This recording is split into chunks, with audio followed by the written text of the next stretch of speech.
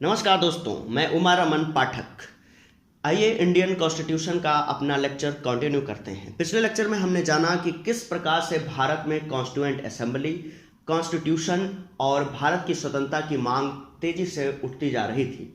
भारत में 1928 में पंडित मोतीलाल नेहरू के अध्यक्षता में एक रिपोर्ट बनाई गई जिसको कहा जाता है नेहरू रिपोर्ट। नेहरू रिपोर्ट में भारत को डोमिनियन स्टेटस देने की बात कही गई थी, अर्थात भारत को डोमिनियन राज्य बनाने की बात कही गई थी। लेकिन उसके एक ही बार बाद 1929 में हुए कांग्रेस के लाहौर सेशन में पंडित मोतीलाल नेहरू के बेटे और भारत के पहले प्रधानमंत्री बने पंडित जवाहरलाल नेहरू ने टोटल इंडिपेंडेंस का नारा दिया।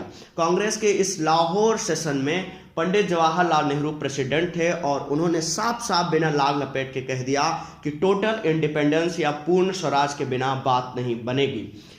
लाहौर के सेशन में बोलते हुए पंडित जवाहरलाल नेहरू ने साफ साफ कहा कि पूर्ण स्वराज ही कांग्रेस की डिमांड होगी। अब पूर्ण स्वराज के नीचे कांग्रेस किसी भी तरह की मांग मानने को तैयार नहीं है। साथ ही साथ इस सेशन में कहा गया कि आने वाली 26 जनवरी 1930 से हर 26 जनवरी को कांग्रेस इंडिपेंडेंट डे के रूप में मनाएगी या स्वतंत्रता दिवस के रूप में मनाएगी। 1934 में एम.एन. राय नाम के एक कम्युनिस्ट लीडर ने कॉन्स्टिट्यूएंट असेंबली का जो आइडिया है वो प्रपोज कर दिया था, जिसको कि 1934 में कांग्रेस के बॉम्बे सेशन में मान्यता भी मिल गई। 1934 का कांग्रेस का बॉम्बे सेशन राजेंद्र प्रसाद जी की अध्यक्षता में हुआ और इसमें कॉन्स्टिट्यूएंट असेंबली की जो बात थी उसको अडॉप्ट कर ली गई, उसको मान ली गई और इस तरह से भारत के नेताओं ने कॉन्स्टिट्यूएंट असेंबली और पूर्ण स्वराज की मांग रखी। लेकिन अंग्रेजी हुकूमत इन सब बातों को बिल्कुल भी ध्यान नहीं दे रही थी। वो इस पर कोई भी निर्णय लेने के मूड में नहीं थी। उसने कॉन्स्टिट्यूएंट असेंबली और भारत के लिए संविधान का आइडिया ड्रॉप कर रखा था। लेकिन इसी बीच दुनिया का जो पूरा सिनेरियो है वो बदल गया।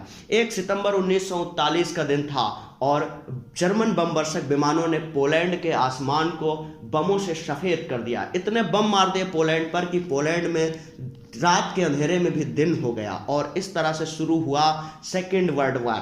पोलैंड की सहायता के लिए 3 सितंबर को ब्रिटेन भी इस युद्ध में शामिल हो गया। फ्रांस भी शामिल हुआ, यूएसए भी शामिल हुआ, रसिया भी शामिल हुआ। एक तरफ से लड़ रही थी ब्रिटेन की सेना, फ्रांस की सेना, ब्रिटेन की सेना, यूएसए की सेना और यूएसए की सेना, और दूसरी तरफ से लड़ रहे थे जर्मनी, जापान और इटली। इस तरह से एक दो गुट बन गए और पूरी दुनिया इन दोनों गुटों में विभाजित हो गई और युद्ध जो है वो आगे बढ़ने लगा। अब ब्रिटेन को भारतीयों की ज़रूरत थी। ब्रिटेन के लोग चाहते थे कि भारत के लोग अब उनकी मदद करें। ब्रिटेन के प्रधानमंत्री विंस्टन चर्चिल भी चाहते थे कि अब भारतीयों की मदद उनको मिले और भारतीय सैनिक उनकी तरफ से ब्रिटेन के साथ लड़ने जाएं। आपको पता होगा कि गवर्नमेंट ऑफ इंडिया एक्ट 1935 के द्वारा 1937 में प्रोविंशियल स्टेट्स या कह सकते हैं कि राज्यों में चुनाव करने की परमिट दे दी गई। गवर्नमेंट ऑफ इंडिया एक्ट 1935 ने प्रोविंशियल इलेक्शंस की परमिट दी और इस तरह से राज्यों में चुनाव हुए। टोटल 11 राज्यों में चुनाव हुए, जिसमें से कांग्रेस ने 8 राज्यों में अपनी सरकार बनाई। पंजाब और सिंध राज्य में ऐसा कुछ नहीं हो सका। ऑल इंडिया मुस्लिम लीग किसी भी राज्य में सरकार बनाने में सफल नहीं हो सकी और कुल मिला के 8 राज्यों में कांग्रेस की सरकार बन गई। लेकिन इसी बीच वर्ल्ड वार की शुरुआत हो गई। 1 सितंबर 1939 को वर्ल्ड वार शुरू हो गया और 3 सितंबर 1939 को ब्रिटेन वर्ल्ड वार में शामिल हो गया। इसी 3 सितंबर 1939 को भारत के वायसराय लॉर्ड लिथिंगो ने भारतीयों को ब्रिटेन की तरफ से लड़ने के लिए डिक्लेयर कर दिया और इसके लिए ना उन्होंने भारत की किसी पॉलिटिकल पार्टी से राय ली, ना इंडियन नेशनल कांग्रेस से पूछा, ना ही मुस्लिम लीग से पूछा। 3 सितंबर 1939 को वायसराय लॉर्ड लिथिंगो declare that India will fighting alongside with the Britain in World War II without agreement of Indian political parties। बिना किसी इंडिया की पॉलिटिकल पार्टी के एग्रीमेंट के लॉर्ड लिथिंगो ने 3 सितंबर 1939 को भारतीय लोगों जो सेना में थे उनको जो है वर्ल्ड वार 2 में धकेल दिया। इस बात से नाराज कांग्रेस ने 22 अक्टूबर 1939 को अपने सारी मिनिस्टर्स को रिजाइन करने को कह दिया। अर्थात जिन 8 राज्यों में उनकी सरकार चल रही थी उन राज्यों की सरकारों ने रिजाइन कर दिया। 22 अक्टूबर 1939 को Congress ministers resigned on due to above issue on 22 अक्टूबर 1939।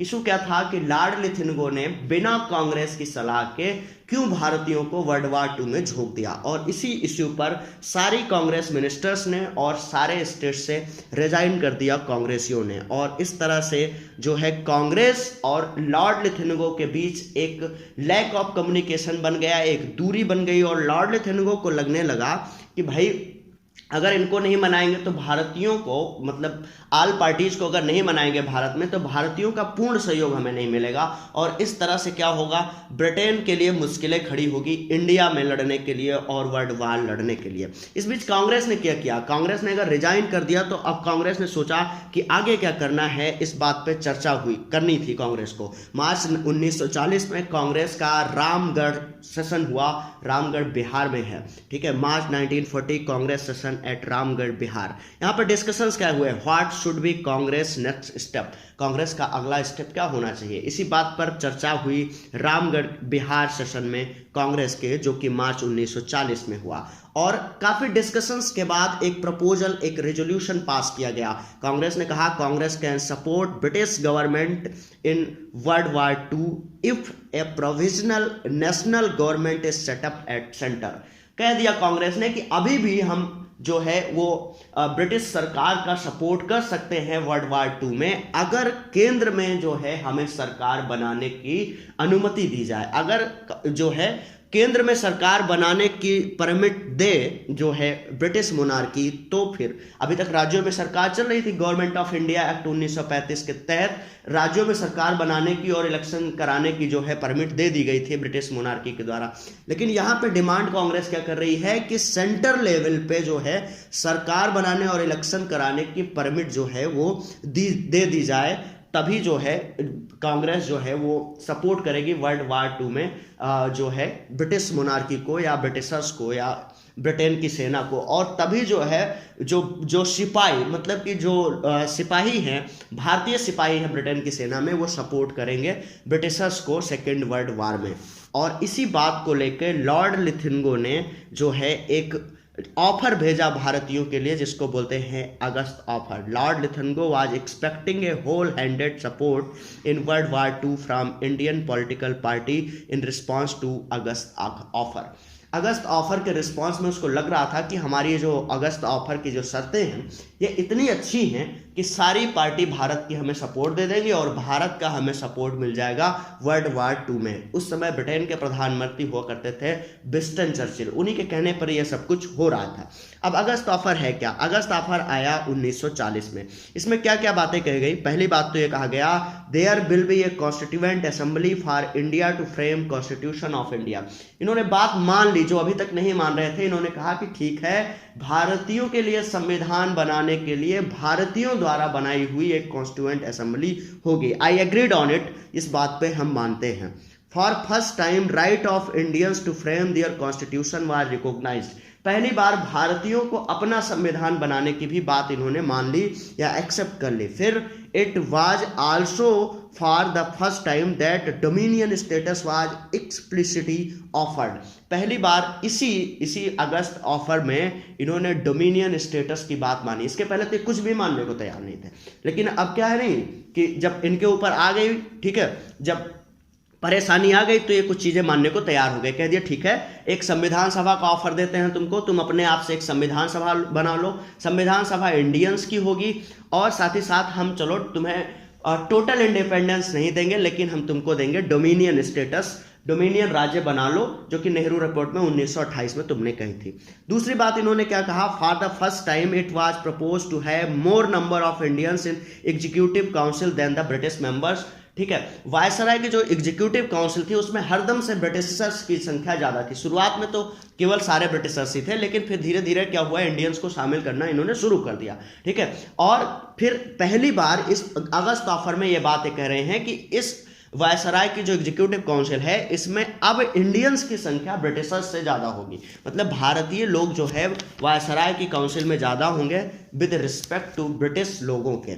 और एक बात इन्होंने मानी, कहा कि एक वार एडवाइजरी काउंसिल बनाएंगे, ठीक है, क्या कहा, वार एडवाइजरी काउंसिल बनाएंगे and Indian representative will be part of it along with Britishers. इन्होंने कहा कि जो ये वार एडवाइजरी काउंसिल बनेगी इसमें भारतीय लोगों को भी शामिल किया जाएगा ब्रिटिशर्स के साथ साथ। ऐसा नहीं होगा कि केवल गोरे लोग ही शामिल कर लिए जाएं, इसमें इंडियंस को भी हम शामिल करेंगे। चौथा पॉइंट कहा कि veto power to the minorities, जो भारत के माइनॉरिटीज हैं खासकर मुस्लिम, इनके लिए वीटो पावर होगी। इन्होंने कहा कि no future constitution be adopted without the consent of the minorities. इन्होंने कहा कि जो कॉन्स्टिट्यूशन भारत के लिए बनेगा वो भारतीय लोग ही बनाएंगे, लेकिन उसमें ऐसा कोई प्रोविजन नहीं शामिल किया जाएगा जिस पर कि माइनॉरिटी कम्युनिटी जो है वो कंसेंट ना दे अपना, जो जिस पे एग्री ना हो। अगर माइनॉरिटी कम्युनिटी किसी बात पर डिसएग्री कर देती है तो उस क्लॉज को हटा दिया जाएगा कॉन्स्टिट्यूशन से। एक तरह से वीटो पावर दे दी इन्होंने माइनॉरिटी कम्युनिटी को, ठीक है। और फिर जो है इस बात पे जब इन्होंने ये ऑफर दिया तो इस पे चर्चा हुई इंडिया के अलग अलग पॉलिटी में, अलग अलग पार्टी ने देखा कि इसका क्लास क्या है और इसके बाद इस पे चर्चा की। अब आइए समझते हैं कि reactions of Indian political parties on August offer. August offer जो कि 1940 में आया, इस पर इंडिया की पॉलिटिकल पार्टीज ने क्या रिएक्शन दिया। सबसे पहले समझते हैं ऑल इंडिया मुस्लिम लीग का जो है रिएक्शन क्या रहा। मुस्लिम लीग ने कहा League had positive response on it, they were agreed with its clause except composition of executive council. मतलब लगभग सारी बातें इन्होंने मान ली, ठीक है। लीग को लगा ठीक है, बहुत अच्छा जो है एक इन्होंने क्या दिया है, ऑफर दिया है, इसको हम मान लेते हैं और इनको सपोर्ट करते हैं वर्ल्ड वार 2 में। बस केवल थोड़ी बहुत शिकायतें थी उनकी कि एग्जीक्यूटिव काउंसिल का जो संरचना होगी उसको लेकर थोड़ी बहुत उनकी शिकायतें थी, लेकिन कुल मिला के लगभग बातें मान रही थी। और they we are happy on veto power for minorities, जो माइनॉरिटीज को वीटो पावर दी गई थी इस पर तो मुस्लिम लीग एकदम खुश हो गई, मजा आ गया उसको कि यार वीटो पावर है, अब जो चाहेंगे हम रोक देंगे। तो वीटो पावर पे तो बहुत खुश हुए, साथ ही साथ लगभग टर्म्स और कंडीशंस पे वो खुश थे, लगभग प्रोविजंस पर खुश थे। कुछ एक जो उनकी शिकायतें थी उसको भी अंग्रेजों से वो डिस्कस कर ले के मूड में थे। मतलब कुल मिला के ये कह सकते हैं कि उनकी बातों में सहमति का असर था, मतलब वो मान जाते, ठीक है। लेकिन कांग्रेस का रिएक्शन क्या था, अब यहां पे आते हैं। कांग्रेस का रिएक्शन क्या था, Congress opposes the offer and INC president at that time Maulana Azad refuse to discuss it with viceroy लिथुएनिको। कांग्रेस ने सीधे सीधे मना कर दिया, एकदम घटिया प्रस्ताव है यार, मजाक बना रखे तुमने, हैं कोई इज्जत की बात करो, ढंग की बात करो थोड़ा, ठीक है। कांग्रेस ने क्या कर दिया, कांग्रेस ने सीधे अपोज कर दिया, ठीक है, अगस्त प्रस्ताव को। और उस समय के कांग्रेस के जो प्रेसिडेंट थे मौलाना अबुल कलाम आजाद साहब, उन्होंने तो लॉर्ड लिथुएनिको से इस पे बात करने से भी मना कर दिया, बोला ये घटिया प्रस्ताव, इस पे तो बात तक नहीं करेंगे, इसकी तरफ आंख उठा के देखेंगे नहीं, बात करते हो बात, चलो दूर हटो इधर से। और इस तरह से कांग्रेस ने बिल्कुल अपोज किया किसको, अगस्त प्रस्ताव को या अगस्त ऑफर को। आईएनसी डिमांडेड पूर्ण Swaraj full independence during its Lahore session 19 दिसंबर 1929। इसका कारण क्या था, क्यों मौलाना आजाद इतना भड़क गए और सीधे मना कर दिया? इसका कारण था कि जो दिसंबर 1929 में 19 दिसंबर 1929 को जवाहरलाल नेहरू के प्रेसिडेंट रहते हुए एक कांग्रेस का लाहौर सेशन हुआ था, उसमें कांग्रेस ने साफ साफ कह दिया था भैया कि हमें डोमिनियन स्टेटस नहीं चाहिए, हमको चाहिए फुल इंडिपेंडेंस, हमको चाहिए पूरी इज्जत, ठीक है, फुल इज्जत, पूरे भौकाल से कह दिया था हमको चाहिए फुल इज्जत, हमें अब डोमिनियन स्टेटस नहीं चाहिए, हमको चाहिए पूर्ण स्वराज, पूर्ण स्वराज के नीचे कोई बात नहीं बनेगी। और यहाँ ये भाई साहब अगस्त प्रस्ताव लेके आए थे और ये बार बार डोमिनियन चिल्ला रहे थे। इसी बात पे कांग्रेस का मेजर जो प्रॉब्लम थी वो यही थी कि भैया पूर्ण स्वराज पे बात बनेगी, डोमिनियन में चिल्लाओ, डोमिनियन की बात करनी है तो हमारी बात नहीं करनी है, शकल भी मत दिखाना वायसराय लॉर्ड लिथुएनिको। और इस वजह से मेन जो गुस्सा थी कांग्रेस की, इसने सीधे अपोज कर दिया अगस्त ऑफर को। कुछ और बातें थी जैसे कि माइनॉरिटीज को वीटो देना, इस पे भी कांग्रेस में सहमति नहीं थी, लेकिन मेजर जो बात थी वो थी पूर्ण स्वराज से नीचे बात नहीं होगी, बात तुम कर रहे हो डोमिनियन की तो निकलो यहाँ से। और कांग्रेस ने उठा के क्या कह दिया, ये जो तुम्हारा ऑफर है इसको फेंक देंगे अभी उठा के, ठीक है। Offer is rejected by the Congress, clearly लिख लो, offer is rejected by the Congress. अब एक और बात है, ये जो अगस्त ऑफर दिया गया इसको ऐसे समझो जैसे कि दिवाली पर, होली पर एक फेस्टिव ऑफर आता है। पहली बात तो ये ब्रिटिशर्स लोग बिल्कुल भी ना तो कॉन्स्टिट्यूएंट असेंबली की बात मानने को तैयार थे, ना तो डोमिनियन स्टेटस की बात ही मांग रहे थे, कोई इंडिपेंडेंस की तो बात ही नहीं कर रहे थे, ना तो कॉन्स्टिट्यूशन देने की बात कर रहे थे भारतीयों के द्वारा भारत का संविधान, ना ही असेंबली बनाने की बात कर रहे थे कॉन्स्टिट्यूएंट असेंबली में। अचानक से ऐसा क्या हो गया कि भैया ये कई सारी बातें मानने लगे? इसका कारण था फेस्टिव ऑफर की तरह वार ऑफर। ये एक तरह से युद्ध के टाइम पर दिया गया ऑफर था विंस्टन चर्चिल के कहने पर, लॉर्ड लिथनिको के द्वारा, क्योंकि विंस्टन चर्चिल इस समय बुरे दौर में फंस गए थे। ठीक है, जर्मन बम्बर्स बहुत बुरी तरह से बम बरसा रहे थे और इनको पता था भैया अगर भारत की मदद नहीं मिली तो दिक्कतें हमारी बढ़ जाएंगी, और इसीलिए इन्होंने ये ऑफर दिए थे। तो ये था वार ऑफर। और ये भी बात थी वार ऑफर में, जैसे ये देखिए ये ऐड आपके सामने दिख रहा है, इसमें लिखा है ना कि साफ साफ कि इतने % देंगे हम आपको छूट, और बगल में लगा रखे हैं स्टार। ठीक है, मतलब कि सारे आइटम्स पे इतनी छूट नहीं देंगे। ठीक है, कुछ आइटम्स पे छूट देंगे, कुछ आइटम पे 5% भी देंगे, किसी पे 2% भी देंगे, और कुछ एक पे देंगे भी नहीं। और एक पॉइंट ये है कि सब जगह उसमें अंतिम में लिखा रहता है कि जो ये ऑफर है ये स्टॉक रहने तक मिलेगा। तो इन्होंने भी एक स्टार बना रखा है। इन्होंने कहा all promises will be fulfilled after the war and that too only if all the communities and the parties of India would help the Britishers in the war with effort. ठीक है, साफ साफ इन्होंने कह दिया कि ये जो अगस्त प्रस्ताव के प्रोविजन हैं भाई, इसकी कुछ शर्तें हैं। ये सारी शर्तें क्या हैं कि ये सारी बातें तब पूरी की जाएंगी जब वार खत्म हो जाएगा और भारत के सभी रिलीजन, मतलब माइनॉरिटीज और हिंदू दोनों, और सारी पार्टीज जो है पूरे एफर्ट के साथ ब्रिटेन की मदद करेंगे वार के दौरान। ठीक है, क्या शर्त लगा रखी इन्होंने? स्टार का मतलब क्या बता रखा कि वार खत्म होगा तभी तुम्हारी मांगे, ये जो हमने अगस्त ऑफर में कही है, वो पूरी करेंगे। ठीक है, और पूरी कब करेंगे? जब सारे धर्मों के लोग भारत में और सारी पार्टीज के लोग पूरे एफर्ट के साथ हमारा सेकेंड वर्ल्ड वार में साथ देंगे। ठीक है, अब इस बात पे कांग्रेस ने कह दिया कैसी बात कर रहे हो यार, हमें तो पूरा ये ऑफर ही नहीं मंजूर है। ठीक है, हमें नहीं चाहिए तुम्हारा ये वार ऑफर, अपना वार ऑफर ले जाओ भैया, क्योंकि इसमें तुम बात कर रहे हो डोमिनियन स्टेटस की, हमें चाहिए टोटल इंडिपेंडेंस। तो ये बात बनेगी नहीं। नेहरू ने कहा dominion status concept is dead as doornail. ठीक है, ये जो ये डेड एज डोरेनेल, ठीक है, dominion status concept is dead as a doornail. सीधे सीधे कह दिया यार, हटाओ, बकवास की बात ना करो। गांधी जी ने क्या कह दिया?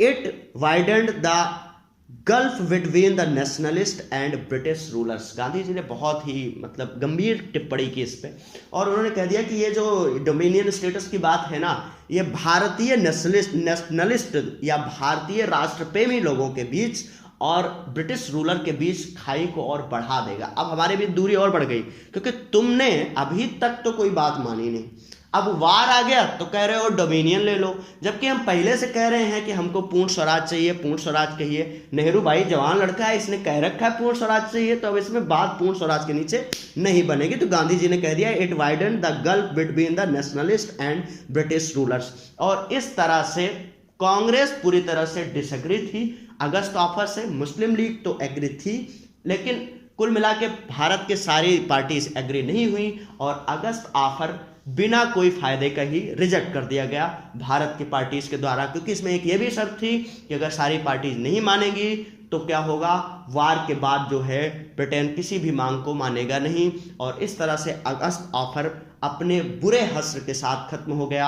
आज के लेक्चर में बस इतना ही। थैंक यू, धन्यवाद, जय हिंद।